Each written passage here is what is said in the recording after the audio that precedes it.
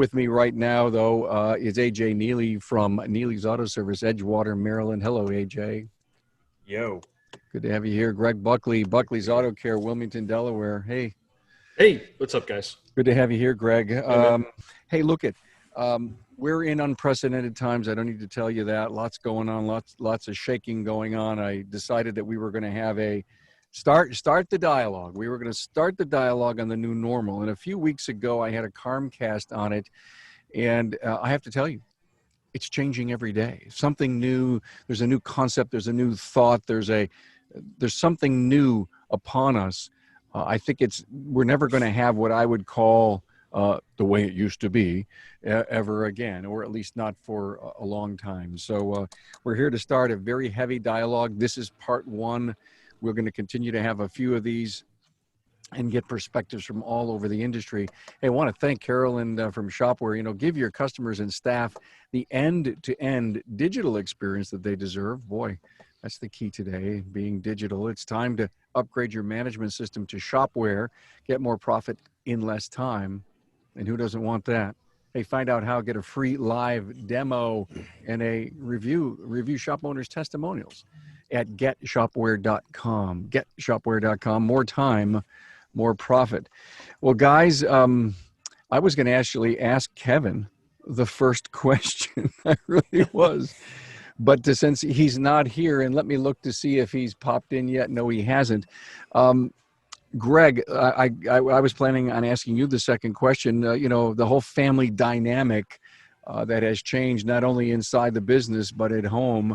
And how do you think that that's going to be part of our new normal? Well, I think that when you say new normal, I think we haven't decided what normal is going to be. And I think that's got to be, established a little bit. The thing at the home front, personally, I mean, I've experienced some major disruptions in the way that, my personal relationship with my wife and all this and the COVID stuff, and she's autoimmune. I think that's going to play a lot, not just with me and my family, but with a lot of families that are out there. It's going to be a deciding factor on how we proceed with a lot of interaction, where we go, what we do. We've got a lot to think about. So, it's going to be something. It is. And if you take that respect you have for Patty, your wife, that has the autoimmune issue, everyone, even in your customer base, has that, or that 6 degrees of separation. We know people that have that. So they're looking to you and wanting to have the cleanest, most sanitized experience that they can get. And if not, they're not going to vote by coming to your place. So for, this could be a new normal, in my opinion. I agree with you. We're not there yet, and we don't know what it's going to look like, but we need to get this dialogue going inside of our industry. We need to start talking about these ideas. How do you convince a person that you've done everything that you can to protect internal and external? Well, I tell you, I know it's really strange, man. I really do, but I have tried to go back on a lot of things that we've done here at Buckley's over the past 2 or 3 years. And Carm, I know you're privy to, our personal conversations, but you know what, man, I've made great inroads with the healthcare healthcare network. And I think that now that's going to be really accelerated. I'm going to want to be on top of the germ environment, what's happening and that kind of thing. And I think we're going to be more responsible for the overall health of our vehicle, whether that's the interior or the exterior. It doesn't matter. Wheels up, windows in. I mean, we're not going to walk this back. Let's put it that way. It's going to go on from on and on. And we better be on our A game and actually start thinking about how we're going to work in a clean environment, how we're going to present a clean environment, how we're going to produce a clean environment for our clients. I completely agree with you. And I just want to share, as Kevin Eckler is joining us, I want to share with you that I've had so much time to think about the challenges that we as an industry have. And I have written hundreds and hundreds of these, if you will, thought starters as to how is this going to work and how is that going to work. And I truly understand that we'll never know what it's going to be like. but we have to prepare for it. I mean, that's the whole objective of our discussion today. AJ, one of the thoughts that you have was about telecommuting. And boy, do I have an opinion of that, and I'll share it with you afterwards. But how is that going to affect us? Yeah, as far as the telecommuting thing, this is as a result of, we can call this the pre and post pandemic era, right? And so we're living in the pandemic, and what's it going to look like on the other side? We really don't know. But as a result of this, businesses have really been forced to adjust, make changes. Those that actually had businesses inside retail storefronts or inside boxes, commercial properties, things of that sort, have had to make adjustments to work offline. And, as far as what we see on the other side of this, post-pandemic era, one of the things that kind of has been dawning on me is that, are we going to see a huge decline or need in just commercial property for a lot of different industries, right? Do we need to have everyone commute and go to a box to work every day, right? This building that they have to go to, if they're being just as productive, because think of all the expenses that come with having a piece of commercial property to house all of your employees. So this will be very interesting. I've become more Zoom literate now as a result in these past couple of months than I had 2 years prior to that. So it's very fluid. We're learning as we're going along, but I think a lot of businesses, just as far as an expense item, are just going to second guess how they look at work. Definitely. Man, do I agree? About 3 weeks ago, I started to think about that, and I started to think about the massive amount of real estate that has call centers or cubicles in it that people work in, and now really many of them are doing their work from home. And then I started to think about the genius people that are out there rewriting software that would make the telecommuting experience more accountable. All right. How long are they on the keyboard? Are they really doing their job? How are we feeding them work that they need to do? Why do I need to pay for all that rent? Why do I need a 10,000 square foot cubicled space? And so if we have monster malls that are empty, we're going to have monster call. And so my point is the miles driven are going to hurt, right, AJ? Guys, I think we're going to see that. But on the other hand, when I looked at the yin to the yang, is public transportation going to be as important in the next few years as people saying, I think I'm going to drive wherever I'm going and I'm not going to take public transportation because it's going to be maybe not clean? Yeah, that's the thing. I think that's so on the other end of that coin too, where we're saying that maybe there's going to be a lot of industries where they're just going to go to just telecommute and work from home. We are definitely going to, of course, airline industries have been hurt by this, of course, just no travel. Cruise industry is just definitely going to be hurt as a result of this. But the thing is, they're also going to be seen as unclean and unhygienic, as well as mass transportation, but also ride sharing as well is going to be considered to be looked at upon as unclean. So they're going to obviously have to make changes in this post-pandemic era to make sure that they're making it as sanitary as possible. So I think having and owning your own vehicle will be considered safe, right? It's your own germs. It's right. It's just like it's in your own house, right? So that on the other end of the spectrum could help us, right? We're going to see an increase in mileage, and also too, with as cheap as gas is right now, that all of that playing in could potentially definitely help us out. Wow. Have you seen the price of fuel? Well, in Maryland, that we're kind of on the higher end, but yeah, I'm seeing it. I saw like 167, but I've heard others are almost like at $1, I think. So in some areas, so it's impressive. Yeah, amazing. New York has so many taxes in it that we're still in the mid $2 range. Yeah. We're both in New York, Kevin. And when someone was telling me down at the reservation, it was 89 cents and it was $2, out of the reservation. That's when you realize the tax base that New York pays. Kevin Eckler, welcome. How you doing, man? Hey, how are you? Great. I'm glad you were able to join us. You wanted to talk about keeping your team safe, man. Yes, I did. And I wanted to just compound a little bit on what you just said. We thought about the same thing with people working from home. do they really need the offices that they do? And the other aspect is, you notice on Facebook, a lot of people making fun of other people that are driving with masks on. Just, I guess those are people that don't take it very seriously. And you think about, as he said, rideshare situations. Who's been in your car? Who have you been with? So I completely agree with his idea that we may see people with their own individual situations and their own individual rides, or taking lots of precautions that they never took before. So to compound on that, yeah. So here, we've really stressed the importance with our team. I'm sorry I missed the first couple minutes. So I don't know if you guys have gone over these things or not, but we have installed like a salad bar type of anti-spray protectors in the front. So the guys and girls are behind plexiglass up in the office. We've really stressed safety for our customers as well as safety for our team. Like you see on the internet, some people really, really take it seriously and some people really, really don't.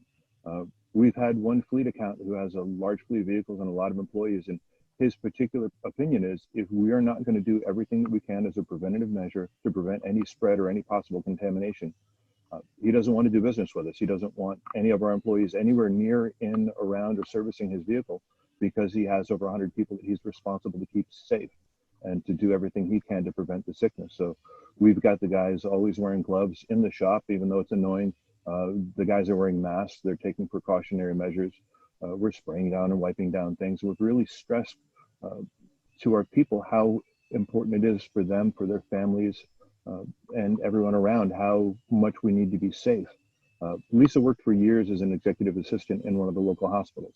So she reached out to a gentleman that she knew there that actually teaches and instructs on the cleanliness processes used as far as that goes in the hospital. So this person is medically licensed and he's actually certified and teaches other hospitals. So we learned all about the sterilization processes, what they're doing to keep their staff clean in the hospital, and we're trying as diligently as we can to duplicate those protocols, both for our customers and for our team, because without our team, we have nothing.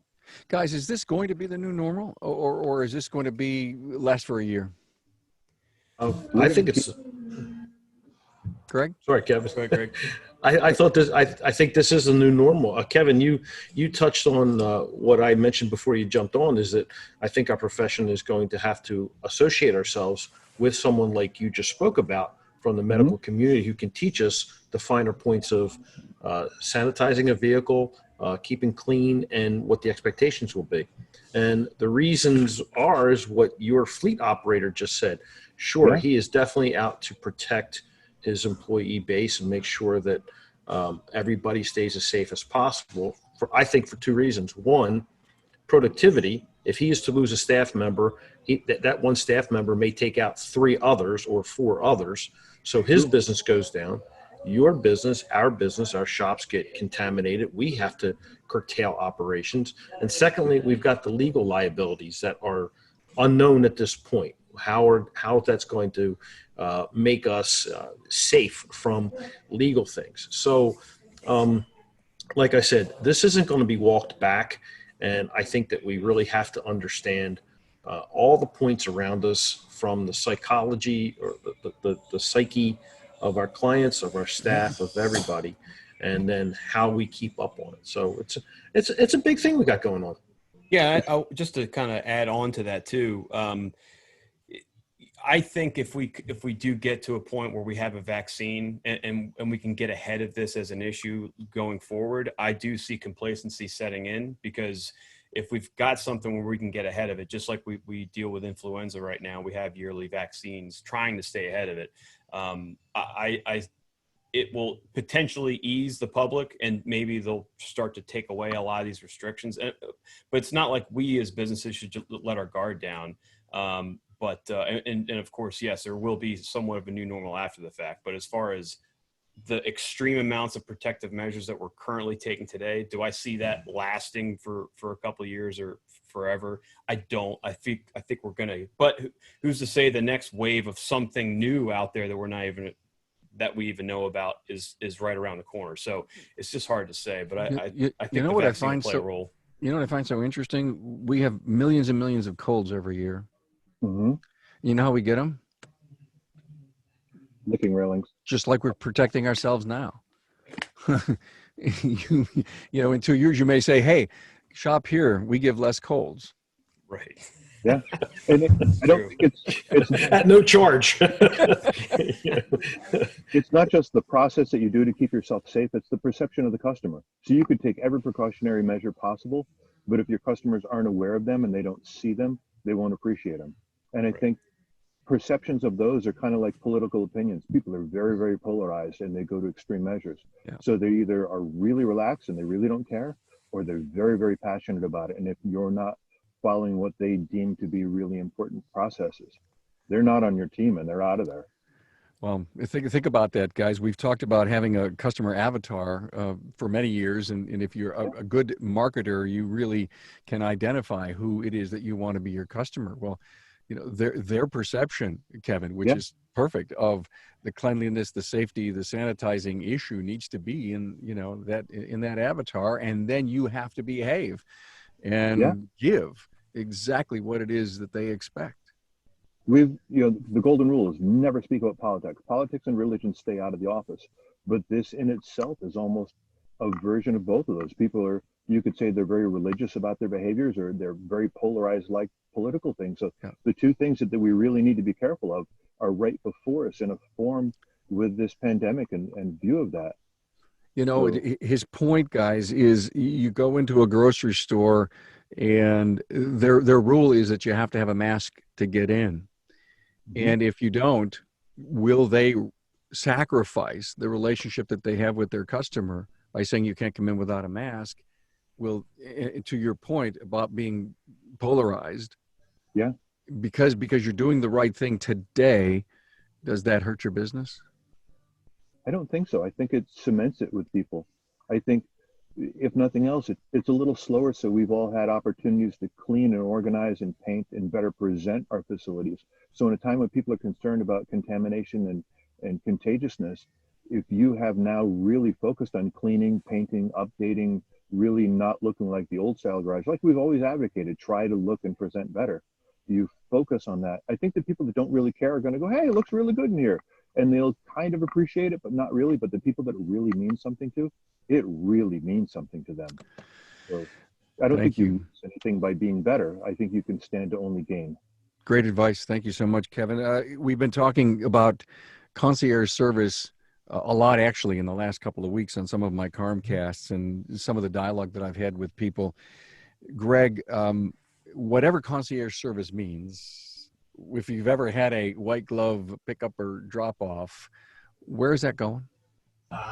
Well, we've had it for over 15, 16 years with some companies down here locally in Wilmington, and we still continue to do it. But I think that, I mean, wow, that's some great background noise we have going on. Yeah, I apologize. I apologize. I know, hold on a second. We can't hear a whole lot of what you're saying, but go ahead, keep going.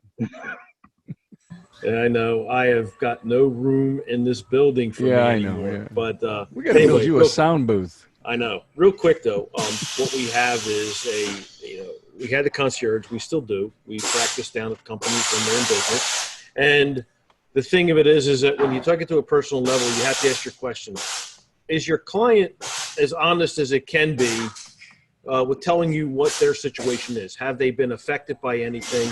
Is their car clean, especially if it's a new client? So these questions get asked all the time. And is your team comfortable with bringing that vehicle in, or the team member going out to get the vehicle? Are they comfortable jumping into an unknown situation? No matter if they carry the wipes and the mask and the gloves and they're all set up, are they carrying on their clothes? Is this something that we're going to be concerned with? I mean, our practice is here. We bring it in, we do a quick sanitizing situation, but that's if the car is here. You know, when it's not here and we have to go pick it up, who's the one that's going to want to be exposed, or the possibility of being exposed? So these are things you've got to look at. And, you know, I know it's a convenient to the client, but, you know, one, there's a cost to it because you got to send a person out. And you can say, well, you know, I'm going to make it up in my labor costs and all that stuff. But the first thing you're going to hear is a pushback. Well, how much is it to pick my car up and all that stuff?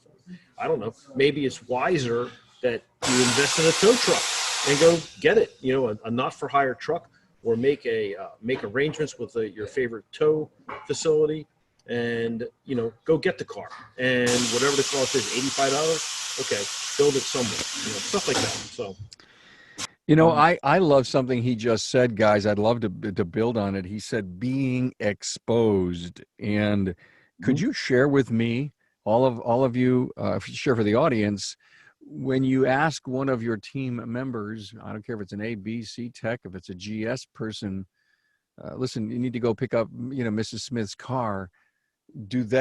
Are they gloved? Are they masked? I mean, what concerns have people come to you with, and or what kind of protection are you providing them?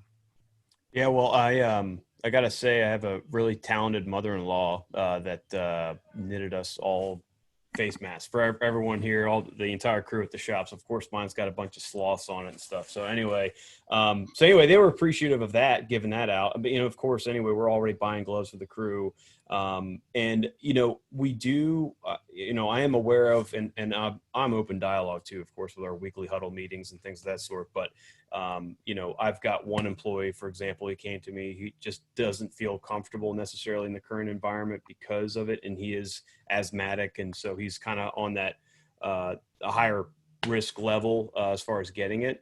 So we got him on a rotating schedule, and he just feels better about it. He volunteered for that too, and that's kind of helped us out too because we were a bit slower. So those concerns come to us, and we address them one at a time. There are those others that are totally fine with it, but regardless, the mask is on the car. Of course, the gloves are on. The whole disinfectant of the touch points inside the vehicle before delivery, or of course steering wheel covers. All that stuff is still occurring. So that process occurs, and when there is concerns with employees, we get right on top of it. And you have a protocol about all this. Yes. And actually, BG just dropped us off their new hand sanitizer. So shameless plug for them. But yeah. Cool. Kevin, what are you guys doing to assure your team members are okay with pickups? Well, honestly, quite often it's Lisa or I that are doing it on the way in. And if it's something that happens, because we'll pick up something on the way in the morning, drop it off on the way home. If it's something that happens during the day or there are additional, we have the guys do it. They're instructed just like we do with every single vehicle. It's gloves on and then 95 mask. You go to the vehicle 10 minutes before you're going to get in it. You spray the inside of the vehicle down with disinfectant or wipe it down to do whatever. When we're picking up vehicles, we have 3 different flavors, scents, or whatever you want to call them, of Lysol with different fragrances, because different people have different sensitivities, as well as we have BG Frigifresh, which is a biocide, and they spray it. What we learned from the gentleman at the hospital is it takes about 10 minutes to kill the things on the surface. So they're to sit in our car for 10 minutes and wait until they enter. Gloves, mask, cleaning down the touch points with wipes at that point, and then we bring it for service. On Greg's idea, as far as the cost of it goes and how it costs you money to do that, if you work in combination with this service, and it's one thing we've started to do, is we'll do a pickup and drop off. Included with that is a wash and a quick detail of your vehicle, and we'll also fill your vehicle with the fuel of your choice. So it eliminates one more stop that the customer doesn't have to make. So there's a gas station close by and convenient that whether it's super cheap or unleaded or whatever, we'll fill the vehicle, just put that fuel cost on their invoice. And then there's a $50 fee for picking the car up, doing the detail and dropping it off back full. So it's a recovery of some outlay as far as us, and it's an increased value to the customer because their car is back in the driveway, full, clean. Now they don't have to worry about, did I touch a gas nozzle that somebody else sneezed on, touched, or whatever. So it eliminates one side of that. So Lisa's been a germaphobe forever. So she's always been very sensitive about those things, but now empowered through this and with the input of her friend and instructing of that from the hospital protocols, we are on it. She's very regimented about making sure that everybody stays in line, and we're really concerned about the guys' safeties. Thank you so much. Hey, I want to give another shout out to Shopware. Let's talk SMS systems just for a moment here. No other tool can transform your business like your management system. The Shopware's leading shop management system is helping shops like yours generate more profit per ticket and get more efficiency from their staff. Get a free demo at getshopware.com.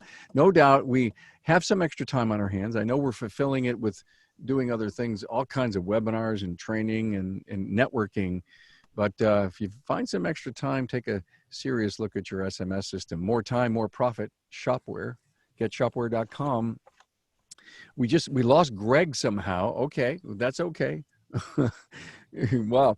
Let's talk about something else, AJ. One of the things that it's no doubt has been a great discovery of late is the relationship going forward with our advisors, be it our insurance person, be it our attorney, and especially our accountant. What about your banker relationship? Is that going to be important? Oh my goodness. Yeah. So that's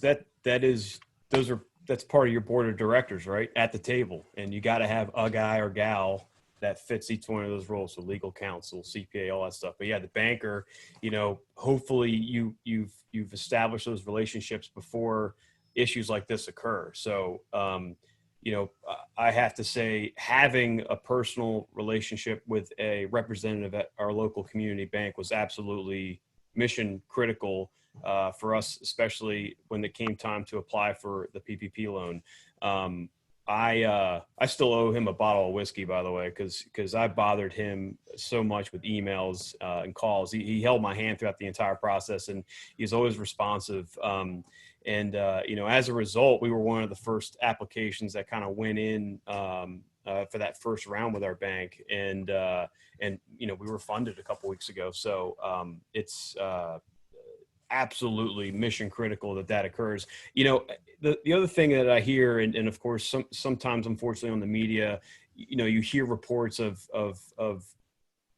negativity towards this program. This is such a new program, and to actually see it work and funds end up in bank accounts within weeks is actually a huge accomplishment. But I honestly, when it comes to this, you got to be that warrior for your business, right? You got to, whatever it takes needs to be the mindset to do it, to lead at the front for your business. So if you got to just claw and scratch your way to the front to make sure that you get an application in and you get some funds your way, that's on you. At the end of the day, you got to look in the mirror. Hey, did I do everything I could in my power to take care of this family, right? This my extension of my family right here. But having those relationships are huge, and that needs to be worked on prior to issues like this occurring. I love it. Be a warrior. That is just fabulous. Can I steal that? Yeah, sure.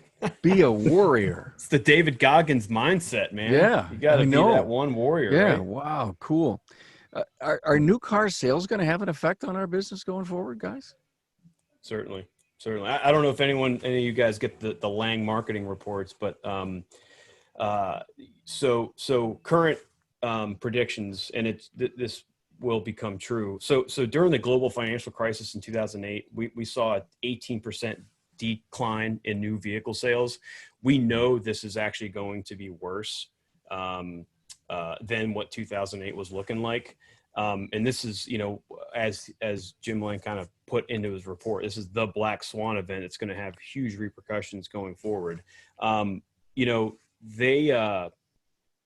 As far as the closing of dealerships that we saw in 2008, definitely we're seeing that these dealerships and service centers are a lot more resilient than they were 12 years ago. So we're not going to see the massive closures like we did before with technicians just looking for jobs and things of that sort. Of course, there will be some effect, but not nearly as big as it was before. But my worry that I'm keeping an eye on is this: every once in a while I keep hearing this cash for clunkers being talked about, and I'm not sure where we're standing with that, but I know that we can get a little bit nervous of that occurring. But yeah, again, this is a black swan event. We'll see what this is gonna do to us long term, but it will affect the vehicles in operation, the age mix, the mileage driven, all that's going to be affected.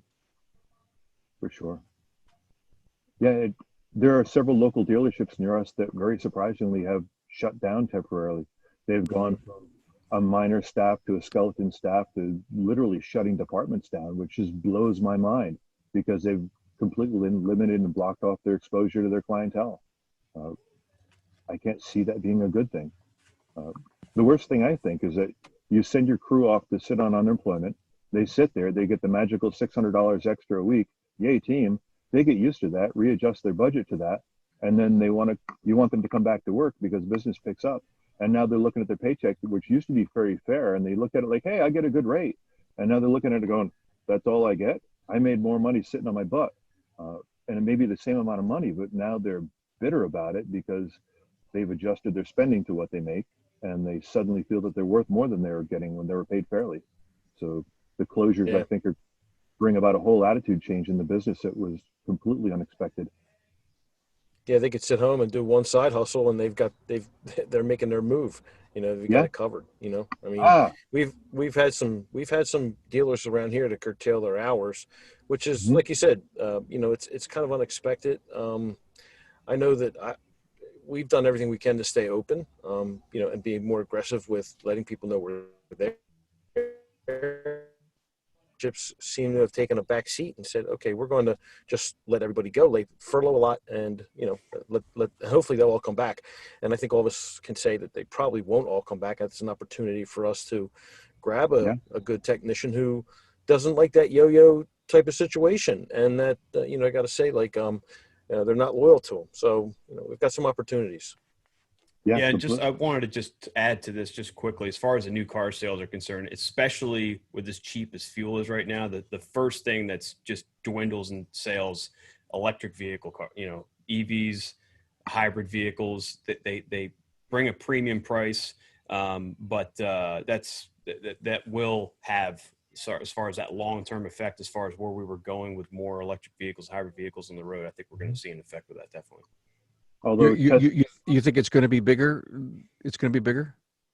Well, no, I mean, I think it's going to dwindle as a result, right? Because gas is just so cheap. Why make that purchase? And also, too, electric vehicles, hybrid vehicles have a higher price point. So, I agree, Kevin. Tesla won't be affected by this. They're an anomaly. Their stock is shot back up again. Their stock dropped off really quick, and I'll be damned if it isn't 300 plus higher than it was a couple of weeks ago. Yep. So, well, guys, last Tuesday, a great episode went out about battery electric vehicles. I interviewed Derek Kaufman. Very, very good episode. I mean, you want talking points for your next get together, you got to listen to that one. And what statistics he came up with, and all of this came from a meeting that I was with him at in late February. Now, of course, as you pointed out, things have changed. Gas is a little lower. But still in all, there's trillions invested in platforms and around the world. And he discusses what's going on in Europe as far as their requirements for the internal combustion engine and the cafe style EPA type requirements that are going on in Europe. I don't think it's going to go away, but maybe to your point, AJ, it may slow a bit until we get back to, God help it, normal. What was normal? It's never going to be normal anymore. Hell, I was talking to Greg just a couple of weeks ago about, we used to have movie night at our house, and we get together, we have something to eat, we all play a funny romantic comedy movie with our friends. I don't even know if I can reschedule that, man. Well, think about our grandparents and our parents, and they often look back and talk about living through the Great Depression, or living through events that happened in the early turn of the century. Is this going to, that totally changed their entire lifestyle and the way they behave, where our generation doesn't fully understand it. So is this one of those markers for us? Is this going to change how we view, socialize, and everything forward? I think it will. No doubt about it.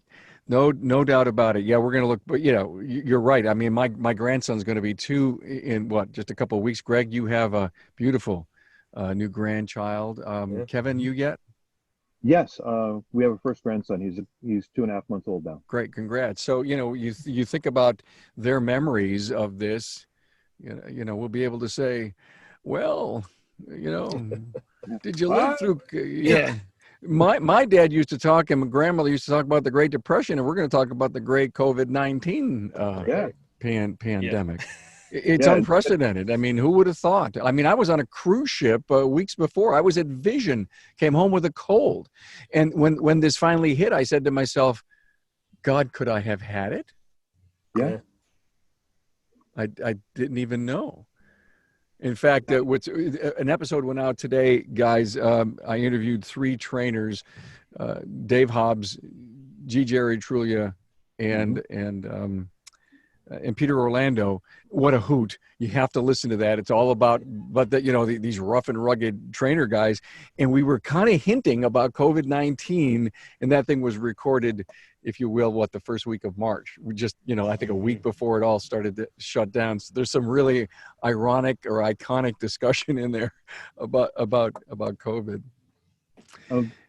One of the things that I noticed, I'm so grateful that we're considered essential because it allows us to still come to work. Inside of me, and I'm sure this is inside of a lot of people, I have a need to contribute. I have a need to feel fulfilled, like I've made a difference, like I've done something. And we've really reached out to a lot of our clients and customers because I can't imagine sitting home day after day after day and not feeling like you have a purpose, not feeling like you're contributing something to the betterment of the world. So I think now more than ever, just checking on your customers, making sure they're okay, keeping them up on stuff, not necessarily even in a, hey, bring your car in for service, but just like, hey, are you doing okay? We still need to feel connected. I think we still need feelings of fulfillment, which fortunately we get at work because we can still work. But there's a lot of people that are workaholics that don't have that. And they're now in a house with somebody that they may have loved deeply when they go to work and come home at night.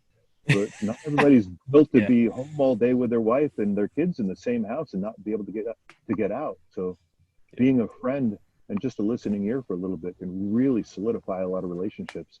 Big point. I mean, we've been sending out like a every other week a follow-up, and it always starts with, hey, first off, how are you? Are you okay? Are you healthy? Are you doing anything to get exercise? I personally said, hey, look, I take a walk. I find it great. It's a good thing in the morning, get out, just get some exercise, be safe about it, but just get outside and do some things if you can. If not, do something mentally challenging, a book, anything like that. And then we get into our regular, like, hey, what's going on at the shop? We just sent one out yesterday about a new protocols about wearing masks and stuff. No sales at all, nothing. I mean, we just completely how are you? And, through social, and through social, I'm always talking about, hey, look, man, my thing is bright spot. So I'm always hashtagging bright spot is, look, the sun's out, have a good day, just do something. So you're right. We gotta bring a little bit more humanity into it, a little more empathy, because I'll tell you, it's really hard to write and to put content out that, where you don't feel guilty about being open for business and you are outside and you are able to go out of the house, because, man, people are, like you said, they're inside, they're managing a relationship, they're managing kids, and they got to manage their work, and that's a heavy load in the confines of anywhere from the square foot of your house. So and did my stimulus check come in? Has my unemployment started yet? How am I going to make the bills? I'm scared to go to the grocery store. We've picked up cars where the wife is like, my husband has cancer. Like, okay, we're going to take every precaution we can because you can't risk exposing them. And you just, sometimes be a listening ear. I post a lot of ridiculous stuff on Facebook. I'm sure you guys see the silly things I do. And it's just, if I can entertain somebody, make them smile, take their mind off of something else, it's not like, hey, get this with an oil change. It's more like, just laugh and chuckle and enjoy life and try to see it from a different perspective.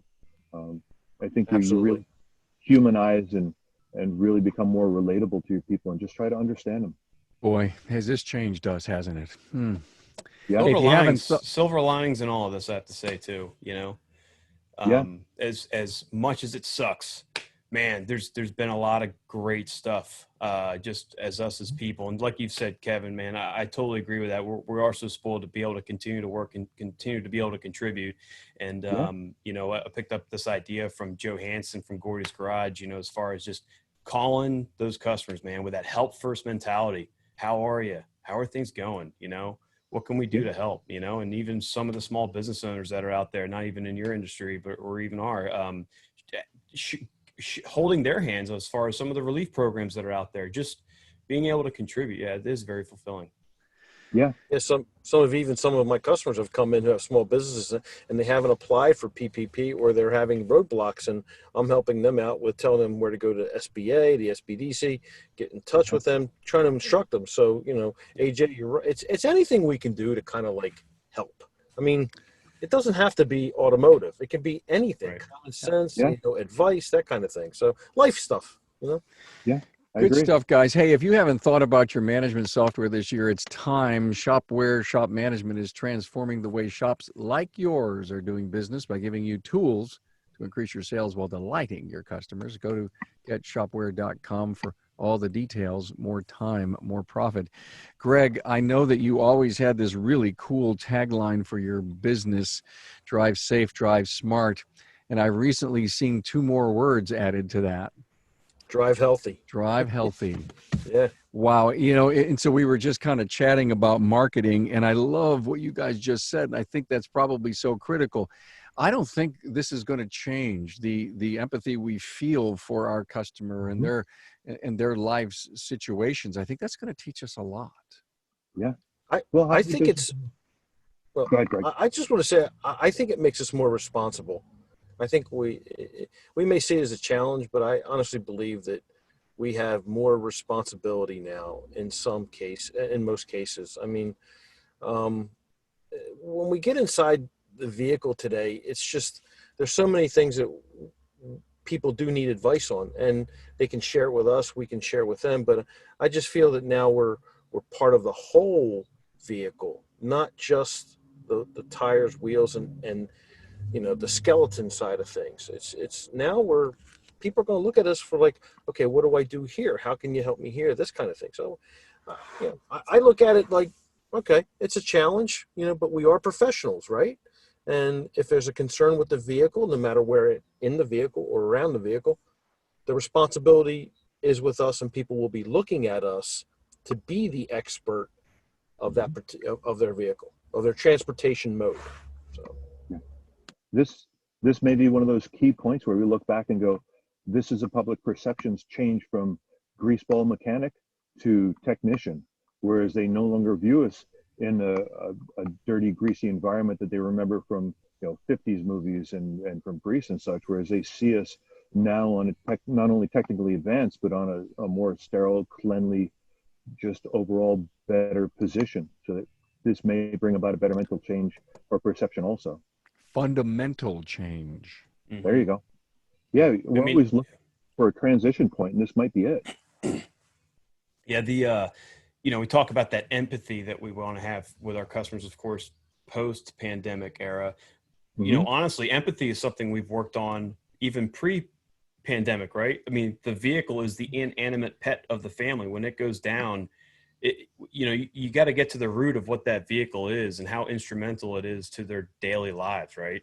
It gets them to work. It gets the kids to school. It gets, right? It's that mode. It's that receptacle to get them going and moving throughout life. So we've always had that empathy prior to this. Now there's a common denominator and theme that brings us all together so we can be empathetic as well with this entire situation. So we've trained for this, right? With that, working on that empathy, we've trained up to this moment, right? And so that's why I feel like we can really shine as far as, again, with that help first mentality, because we've always had that. Honestly, those are the best at our business. So I just, and like you said, I think we're also attracting and showing, like you said, Kevin, just the way that, well, this is what we've always done it, and we've always cared, and we will always make changes and be at the front end of the spectrum. So it's only going to help, another silver lining I see. Yeah. One of my benefits, and I got to throw this out there. Cecil is my coach. We're part of a WorldPack Smart Group.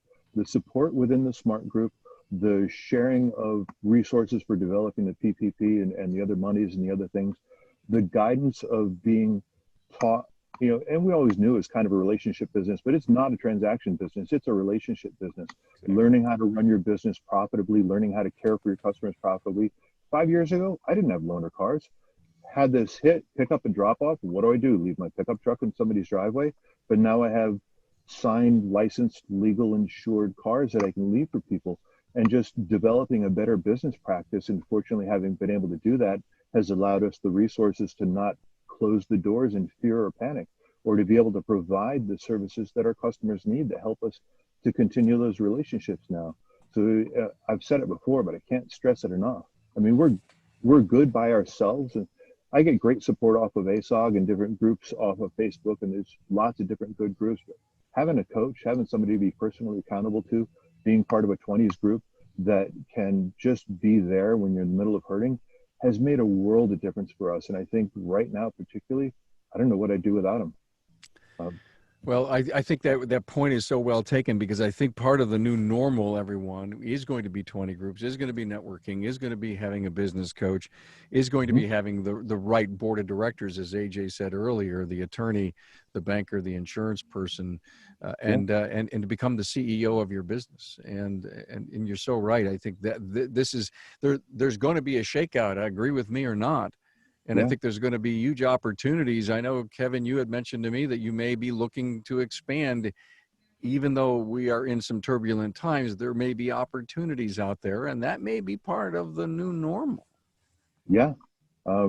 We have, and I want to be careful how we use the terms, but we recently, our Sears Auto Center near us closed down, which was hugely unfortunate, but we were in there and able to make a bid and acquired the full working contents minus the building of a 20,000 square foot repair facility.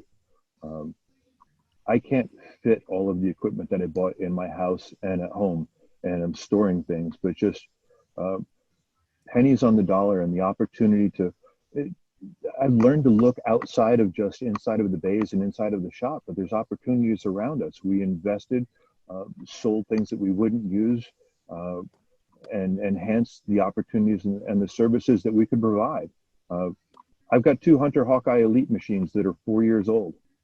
That's what, $150,000 retail? Thank you very much. We're now doing alignments. There's a lot of opportunities there, and I don't want to seem like a vulture waiting for somebody to die, but when things present, if you've saved, if you finance things right, there's a lot of potential to do things. Buildings that used to be, like you said, ridiculously expensive. Who's going to occupy them now? Is that a better opportunity for a better laid out facility? I want to any shop owner who has not run a good business really doesn't have much to sell, and I think there's some opportunities out there. And they've had years and years and years to turn it around. And so we close or we sell our business and we go out and we work for someone, and there's nothing wrong with that.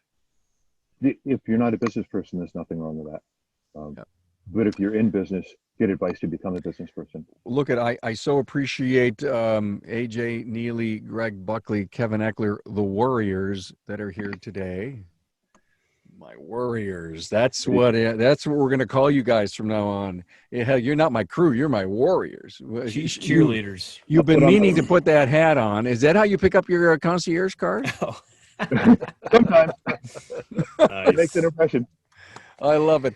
Thank you for everyone who's been hanging out with us on Zoom, and everyone who's on the Facebook audience. We will post this again as a podcast and as a video off the YouTube feed next Thursday. Thank you all for being here. This was part 1.